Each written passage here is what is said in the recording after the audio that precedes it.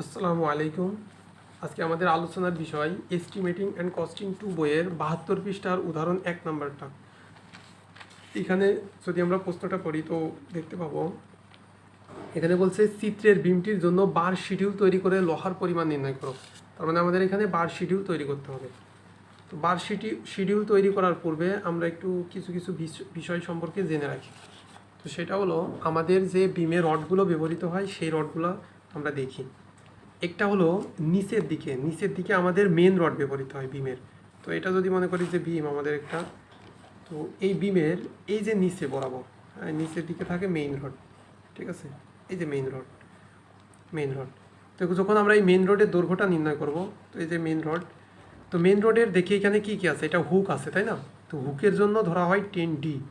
আমরা জানি যে হুকের জন্য আমাদের 10D ধরা হয়, এইখানে আবার হুকের জন্য 10D ধরা হয়। তাহলে আমরা যদি মনে করি যে বিমের এই একদম আউট থেকে একদম এই শেষ পর্যন্ত এখানে মনে করি আমাদের একটা দৈর্ঘ্য দেওয়া আছে, ঠিক আছে? বিমের যদি এরকম দৈর্ঘ্য দেওয়া থাকে, তার জন্য মেইন রোডের দৈর্ঘ্যটা আমরা কিভাবে নির্ণয় করতে পারি, সেটা হলো যে আমাদের এই যে বিমের দৈর্ঘ্য আছে সেইটা থেকে আমাদের এই রড তো একদম বিমের আউট পর্যন্ত যায় না, যায়, এটাও একটা কাভারিং থাকে, কাভারিং একটা কংক্রিটের মধ্যে থাকে যেন আবহাওয়ায় রডটা টিকে থাকে আর কি। হ্যাঁ, তো তার জন্য কি হবে, তাহলে এই দৈর্ঘ্য থেকে আমাদের এই পাশের কাভারিংটা বাদ দিতে হবে, এই পাশের কাভারিংটা বাদ দিতে হবে। তার সাথে এই যে হুকটা আছে, হুকটার জন্য কি হবে, এই দৈর্ঘ্য দুইটা যোগ হবে, দুই হুকের জন্য এই 10D যোগ হবে। আচ্ছা, এটা গেল কিসের ক্ষেত্রে, মেন রোডের ক্ষেত্রে। আরেকটা আছে, আরেকটা কি, হ্যাঙ্গার বার কোনটা, এই যে যেটা উপরে থাকে, হ্যাঁ উপরে থাকে, মানে যেই রোডের সাথে এখানে কি দেওয়া হয়, যে স্টিরাপ দিয়ে মানে এই মেইন রডকে স্টিরাপের মাধ্যমে এটা ধরে থাকে, হ্যাঙ্গার আকারে ধরে থাকে আর কি, সেটাই বলছি এইটা। তো হ্যাঙ্গার বারের ক্ষেত্রেও সেম, মেইন রড আর হ্যাঙ্গার বারের ক্ষেত্রে একদম সেম। আচ্ছা, আরেকটা রড থাকে বিমে, সেটা হলো ক্রাঙ্ক বার। বিষয়টা এমন যে মনে করেন যে এরকম থাকে, এরকম কিছু দূর আসে, এভাবে নিচে নেমে যায়, আবার যায়, আবার ওঠে, আবার এই যে এখানে। তো এই হ্যাঙ্গার বারে যখন আমরা দৈর্ঘ্য নির্ণয় করব তখন কি করব, এই যে এল আছে, এল থেকে এই পাশের কাভারিং বাদ যাবে, এই পাশের কাভারিংটা বাদ যাবে, বাদ যাওয়ার পর কি হবে, এই যে এই পাশে 10D, এই পাশে 10D হুকের জন্য আমরা যোগ করব। এখন এই মাঝে কি আছে, মাঝে ক্রাঙ্ক আছে, ক্রাঙ্ক এভাবে 45° অ্যাঙ্গেলে ক্রাঙ্ক হয়ে নিচে নেমে আসছে। এইটার জন্য আমাদের ধরা হয় 0.45 ছোটো হাতের ডি, 0.45 ছোটো হাতের ডি। আচ্ছা, এই ছোটো হাতের ডি মানে কি, ছোটো হাতের ডি মানে হলো এই যে রডের এইখান থেকে এই যে নিচে যে রডের লেয়ার, রডের উপরের লেয়ার থেকে, মানে রডের উপরের লেয়ার এবং রডের নিচের লেয়ার, এর মাঝের যে গভীরতা, হ্যাঁ এইটাই হলো আমাদের ছোটো হাতের ডি, ঠিক আছে? যে রডের উপরের রডের লেয়ার থেকে নিচের লেয়ারের মধ্যবর্তী এই যে গভীরতা, এটা হলো ছোটো হাতের ডি, ঠিক আছে? আচ্ছা, যদিও অনেক জায়গায় কার্যকরী গভীরতা বলা হয়, স্ল্যাবের কার্যকরী গভীরতা। তো এখানে আমরা এইভাবেই দেখবো যে উপরের লেয়ার থেকে নিচের লেয়ারে যে দূরত্ব বা গভীরতা, সেটা হলো ছোটো হাতের ডি। তাহলে এইটার যখন দৈর্ঘ্য আমরা নির্ণয় করব, তাহলে কি হবে, যে এই যে আমরা দৈর্ঘ্যটা পাবো, মনে করি এটা হলো এল, হ্যাঁ এটা মনে করি এল, এটা যদি এল হয়, তাহলে এল হলে তাহলে আমাদের মোট দৈর্ঘ্য কত হবে, টোটাল দৈর্ঘ্য হবে এল এর সাথে যোগ হবে, কত যোগ হবে, এই পাশের 10D, এই পাশের 10D, তাহলে প্লাস হবে 2 × 10D। আচ্ছা, প্লাস এখানে 0.45D, এখানে 0.45D, তাহলে 2 × 0.45D। আচ্ছা, এইটা হলো মূলত বিষয়। হ্যাঁ, আচ্ছা, আরেকটা বিষয় আছে, আরেকটা বিষয় হলো স্টিরাপের দৈর্ঘ্য নির্ণয়টা, সেটা আমরা একটু দেখে রাখি যে স্টিরাপ। তো মনে করি এটা হলো একটা বিমের সেকশন, হ্যাঁ এটা হলো একটা বিমের সেকশন। আচ্ছা, এখন মনে করি বিমের এরকম রড থাকবে, হ্যাঁ তো কী করা হয়, স্টিরাপ দ্বারা হলো এই যে এইভাবে, এটা হলো সেই স্টিরাপ। হ্যাঁ, যে স্টিরাপ দ্বারাই মেন রডগুলো তো স্টিরাপ ধরে রাখবে, তাই না? যে রডগুলো থাকবে সেই রডগুলোকে স্টিরাপ ধরে রাখবে। আচ্ছা, এখন এই স্টিরাপে যখন দৈর্ঘ্যটা আমরা নির্ণয় করব, তখন আমরা দেখি কি করব, মনে করি একদম আউট, বিমের আউট মাপ হলো বড় হাতের এ, হ্যাঁ, আর এই যে প্রস্থটা আছে, আউটের প্রস্থটা হলো বড় হাতের বি। এখন আমরা আসি যে এইখান থেকে এইটাই পুরো ভার্টিক্যাল মাপটা হলো এ। এখন এই পাশের কাভারিং আর এই পাশের কাভারিং যদি বাদ দিই, এই পাশের কাভারিং বাদ, এই পাশের কাভারিং বাদ, তাহলে এই যে এই দৈর্ঘ্যটা পেয়ে যাব, তাহলে এইটা হলো ছোটো হাতের এ। তাহলে এই পাশের কাভারিং বাদ দিলে এটা কী পাবো, ছোট হাতের বি পেয়ে যাবো। আচ্ছা এখন আসি, এই যে এখানে কি হুক রাখা হয়েছে না, তার মানে এই যে এইটা এমন হয় যে এইখান থেকে বাক্যে যে এখান থেকে শুরু হবে, আবার এখান থেকে এসে এখানে এসে আবার এই যেভাবে বেঁকে যাবে। এটা মূলত এরকম হবে। তো এইখানের জন্য হলো 15 সেন্টিমিটার একটার জন্য, এখানে আরেকটা আছে, তাহলে এটা 15 সেন্টিমিটার, তাহলে 15 30 সেন্টিমিটার। তার মানে এই যে হুকের দৈর্ঘ্য নির্ণয়ের সূত্র হলো এই যে এইখানে একটা আছে, এইখানে একটা এইখানে একটা বি, এখানে একটা বি, তার মানে 2 × a + b, দুইটা দুইটা বি প্লাস 30 সেন্টিমিটার। ঠিক আছে, এটা প্লাস 30 সেন্টিমিটার। এটা কিসের ক্ষেত্রে, এটা যখন আমাদের হুকটা থাকবে কি এই যে পুরাটা ও আকৃতির হুক থাকবে, হ্যাঁ ও আকৃতির হুক থাকবে তখন এইটা। আচ্ছা যদি কখনো আমাদের ইউ আকৃতির হুক থাকে, তার মানে মনে করি আমাদের হুকটা আছে হলো এরকম, যে এইখানে রড আছে, এইখানে রড, এইখানে আছে, এইখানে আছে। যদি আমাদের এরকম হুকটা থাকে, এরকম থাকে এরকম, তখন আমাদের কি এটা ছোটো হাতের এ, এটা ছোটো হাতের এ, এটা ছোটো হাতের বি, হ্যাঁ। তো এইটা হলো 15 সেন্টিমিটার, এটা 15 সেন্টিমিটার। তখন দৈর্ঘ্য নির্ণয় হবে এই এ তো দুইটা, তাহলে 2 × a হবে। আচ্ছা প্লাস বি কয়টা, বি তো উপরে নাই, একটা বি, তার মানে প্লাস বি, এই সম্পূর্ণটার সাথে প্লাস হবে 30 সেন্টিমিটার। ঠিক আছে। আচ্ছা এটা অঙ্ক করার সময় আমরা এটা দেখব যে আমাদের যে অঙ্কটা আছে এখন যে এটা সলিউশন করব সেটা হলো এইটা আছে, এই ইউ আকৃতির স্টিরাপটা আছে। চলুন আমরা দেখি কী অবস্থা। আচ্ছা এখন দেখি আমাদের প্রথমে আমরা এখানে দেখি যে কী কী রড ব্যবহৃত হয়েছে। বলছে এখানে যে বিমটা আছে, বিম সম্পর্কে একটু দেখে নিই কী কীগুলো আছে। এই বিমটার বলছে যে এই কলাম থেকে কলাম পর্যন্ত এই ক্লিয়ার মাপটা হলো 500 সেন্টিমিটার, হ্যাঁ, এবং এখানে কলামের পুরুত্ব 25 সেন্টিমিটার, এখানে কলামের পুরুত্ব 25 সেন্টিমিটার।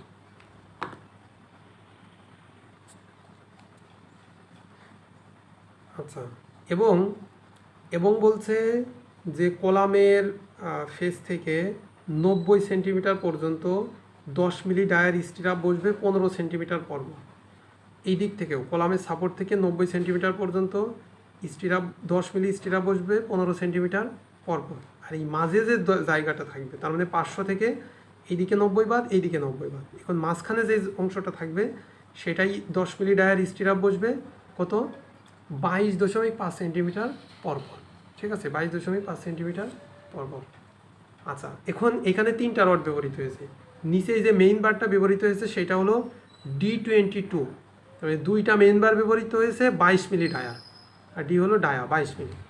আচ্ছা যে ক্রাঙ্ক বারটা আছে সেটা আছে একটা 20 মিলি ডায়ার, আর এইখানে যে হ্যাঙ্গার বার আছে সেটা আছে 2টা 16 মিলি ডায়ার।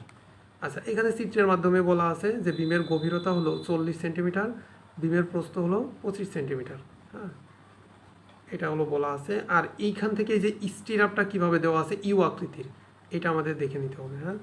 আচ্ছা এখন চলে যাই আমরা অঙ্কে। আচ্ছা দেখি আমাদের কি বলছে, 2টা D22 ST বার, হ্যাঁ ST বার। তাহলে ST বারের প্রথমে হলো এল, দৈর্ঘ্য নির্ণয় করবো আমরা। আচ্ছা বলেছি এই 500টা কলামের ফেস থেকে ফেস পর্যন্ত, কিন্তু আমাদের রড কোন পর্যন্ত যায়, রড কলামের ভিতরেও প্রবেশ করবে, তাই না, কলামের ভিতরেও প্রবেশ করবে, সেটাই বলছি যে তার মানে আমাদের বিমের এই শুরু থেকে শেষ পর্যন্ত এই দৈর্ঘ্যটা থেকে আমাদের কাভারিং বাদ দিতে হবে।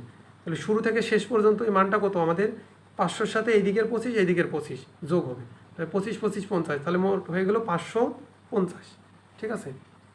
আচ্ছা 550 থেকে মাইনাস হবে, কি মাইনাস হবে, দুই পাশের কাভারিং, তাহলে এইদিকে 5 কাভারিং, এইদিকে 5, তাহলে 5 5 10, তাহলে 2 × 5 বাদ কাভারিংয়ের জন্য প্লাস। আচ্ছা দেখি এইখানে কি হুক, এইখানেও হুক, তাহলে 210D, সূত্র আমাদের 2 × 10 × D। আচ্ছা 2 কি, 2 হলো সংখ্যা, সরি 2 হলো সূত্রের 2 10 হলো সূত্রের 10, যে 210D এরকম। আচ্ছা 2 হলো সূত্রের, 10 ও সূত্রের, এখন ডি কি, রোডের ডায়া, এখানে হুক ছিল 10D, এই পাশের 10D এই পাশের 10D মিলে হলো 210D। আচ্ছা চলো সূত্রের 2 সূত্রের 10, এখন ডি হলো রোডের ডায়া, কয় মিলি রড, 22 মিলি, তার মানে 2.2 সেন্টিমিটার, তো এই জন্য 2.2 লিখলাম।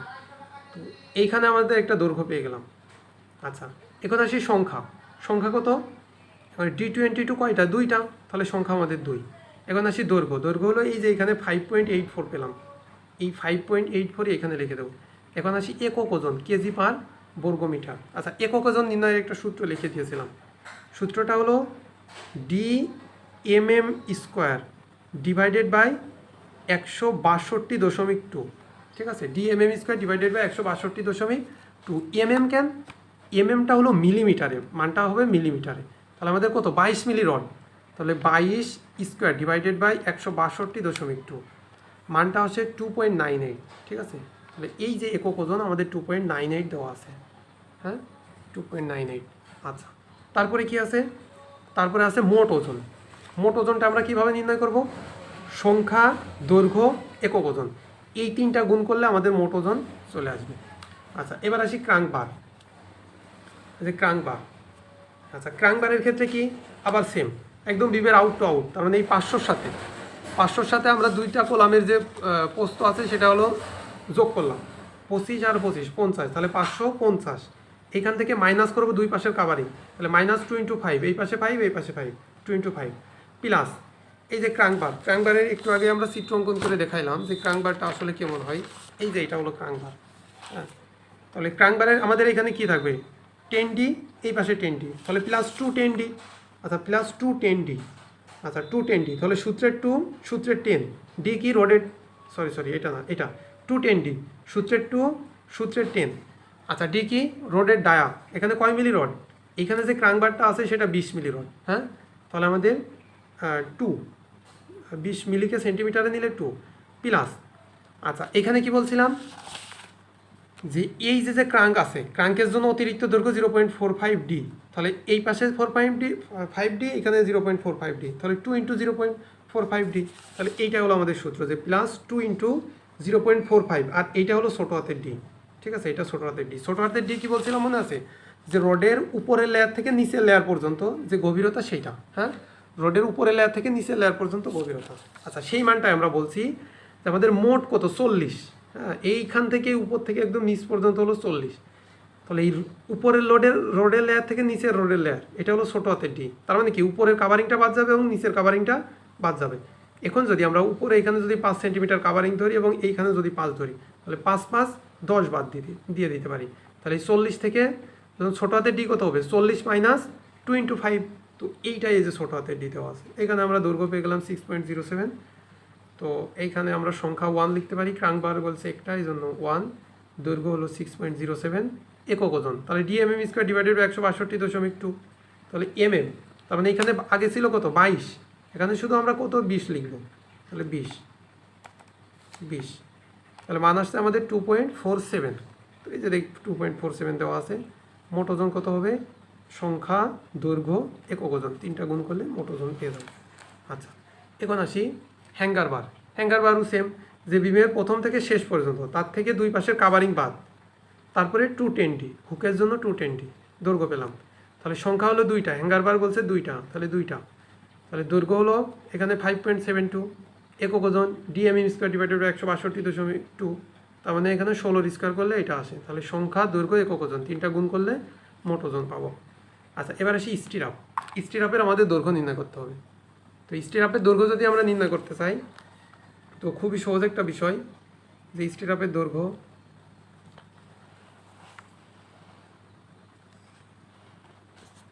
আচ্ছা এইখানে আসি আমরা। এইখানে যদি আমরা একটু দেখি যে এই যে এই চিত্রটা দেখলে আমরা বুঝতে পারবো উপরে আমাদের স্টিরাপ নাই, তার মানে ইউ আকৃতির স্টিরাপটা ব্যবহার করা হয়েছে। তো এখন আমাদের যদি আমরা একটু চিত্রটা অঙ্কন করি, তো বিষয়টা কেমন হয় দেখি। যে এটা হলো আমাদের বিমের সেকশন, ঠিক আছে।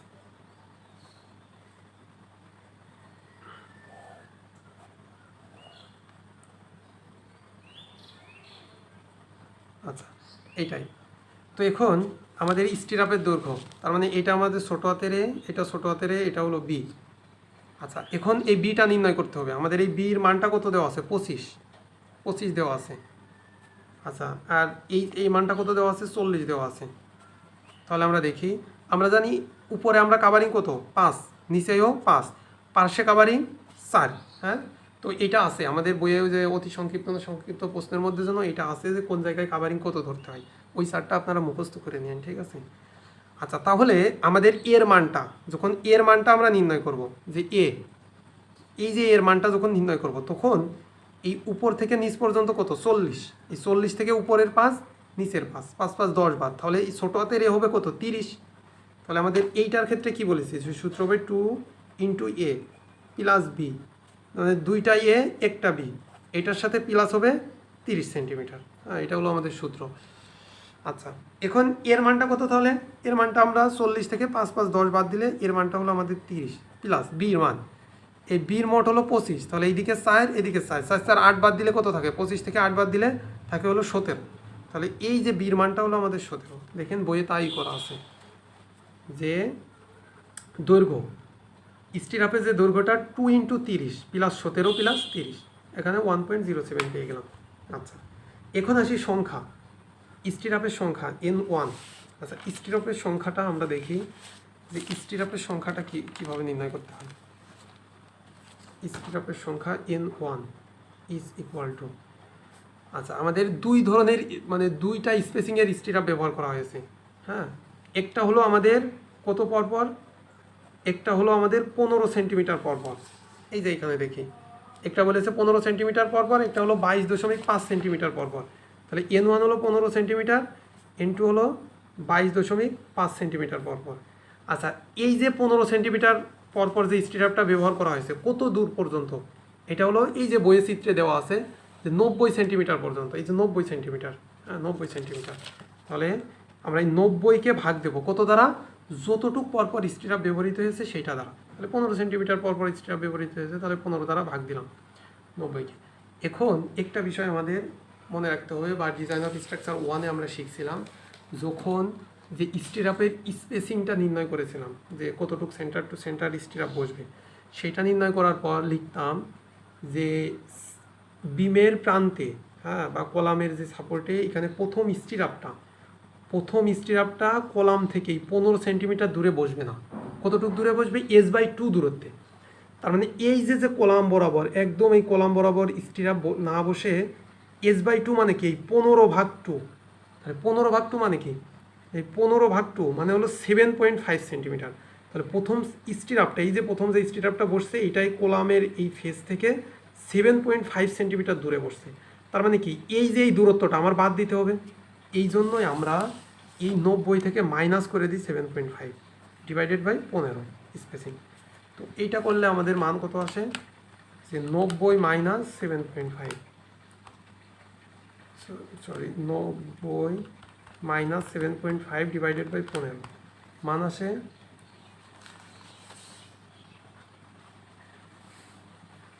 সরি। আচ্ছা, এখানে একটা বিষয় আছে, প্রথম তো এই একটা স্টিরাপ বসাই নিয়ে তারপর হিসাব করতে হয়। হ্যাঁ, একটা স্টিরাপ বসাই নিয়ে তারপর হিসাব করতে হয়। তাহলে 90 মাইনাস 7.5 ডিভাইডেড বাই 15, এটার সাথে প্লাস হবে 1, এটা হলো সূত্র প্লাস 1। এটা তো আমি ভুলেই গেছিলাম যে 6.5, হ্যাঁ 6.5 মানে কি, বা 7টি, সর্বসময় দিয়ে 7টি লাগবে। তার মানে আমরা বুঝতে পারলাম যে এই কলামের সাপোর্ট থেকে 90 সেন্টিমিটার পর্যন্ত আমাদের এখানে 7টা স্টিরাপ লাগবে। তাহলে এইখানে যেহেতু 7টা লাগবে, এই 90 সেন্টিমিটারেও 7টা লাগবে। হ্যাঁ, তাহলে 7 7 14টা হলো। এখন এই যে মাঝে যে দূরত্ব, এই দূরত্বে কয়টা স্টিরাপ লাগবে সেটা আমাদের দেখতে হবে। তাহলে N2, আচ্ছা N2 ইজ ইকুয়াল টু আমাদের মোট কত 500, দুই পাশ থেকে 90 বাদ যাবে, তাহলে -2 ইন্টু 90 ডিভাইডেড বাই কতটুকু পরপর, 22.5 সেন্টিমিটার পরপর। হ্যাঁ, আচ্ছা এখানে একটা বিষয় আছে, আমরা প্রথমটার ক্ষেত্রে N1-এর ক্ষেত্রে +1 করলাম, কেন করলাম, কারণ এইখানে একটা স্টিরাপ বসায়ে ওই স্টিরাপ থেকে 15 সেন্টিমিটার হিসাব করতে হয়। হ্যাঁ, সেই জন্য +1 হলো। কিন্তু এইখানের ক্ষেত্রে খেয়াল করি, সেই 22.5 সেন্টিমিটার যখন স্টিরাপ বসাবো তখন এইখানে অলরেডি একটা স্টিরাপ বসানো আছে, সেইটা থেকে দূরত্ব হিসাব করতে করতে এইখানে আবার শেষে যে দেখবো যে এই দিকের 90 সেন্টিমিটারের মধ্যে এখানে আরেকটা স্টিরাপ বসানো অলরেডি আছে আগে থেকেই, এখানে অলরেডি আরেকটা স্টিরাপ বসানো আছে, এই জন্য এইখান থেকে এখানে -1 হবে। ঠিক আছে, আমরা সেটা দেখি যে কত আসে, যে 500 -2 ইন্টু 90 ডিভাইডেড বাই 22.5 -1। এইখানে আবার আসে 14টি, 13.22 বা 14 তাহলে টোটাল কয়টা লাগবে? এইখানে 14, মানে মাঝে 14টা, এখানে 7টা, এখানে 7টা, মোট হলো তাহলে 7 প্লাস 14 প্লাস 7, তার মানে 7 গুণ 2 প্লাস 14। এই যে বইয়ে দেখি এখানে 28টি লেখা আছে। হ্যাঁ, আচ্ছা, এইখানে যে আকার, বক্রনের আকার এখানে ভুল করা আছে, এখানে বক্রনের আকার এরকম হবে, এটা হবে, এটা এখানে হবে, এইটুকু হবে না এবং মাঝের এই অংশটা হবে না, বক্রনের আকার এখানে ভুল আছে। আচ্ছা, তাহলে সংখ্যা হলো 28। তাহলে দৈর্ঘ্য কত আমাদের? 1.07। এই যে এইটা দৈর্ঘ্য 1.07। তাহলে একক ওজন dmm² ডিভাইডেড বাই 162.2, তার মানে 10 স্কোয়ার ডিভাইডেড বাই 162.2। এখন সংখ্যা, দৈর্ঘ্য, একক ওজন তিনটা গুণ করলে আমরা মোট ওজন পাবো। এখন এই যে সাইডটা মোট ওজন আছে, এই সাইডটা মোট ওজন যোগ করলে আমরা মোট কত কেজি রড লাগবে সেটা পেয়ে যাবো। তো আশা করি আপনাদেরকে বুঝাইতে পারছি। তারপরেও যদি কারোর কোনো সমস্যা থাকে আমাকে কমেন্টের মাধ্যমে জানাইলে আমি সলিউশন দেওয়ার চেষ্টা করব। তো পরবর্তীতে আমরা যে আমাদের এই যে কলামটা আছে আরসিসি কাজ, এইটা দেখতে পারি। হ্যাঁ, যে কলামটা আছে যে এখানে, এটা আয়তাকার কলাম বা বর্গাকার সার্কুলার আছে, ওইগুলো আমরা দেখতে পারবো বা আগামী ক্লাসে দেখবো ইনশাল্লাহ। তো ঠিক আছে, ধন্যবাদ সবাইকে। পরবর্তী ভিডিও পাওয়ার জন্য আমাদের সাথেই থাকুন।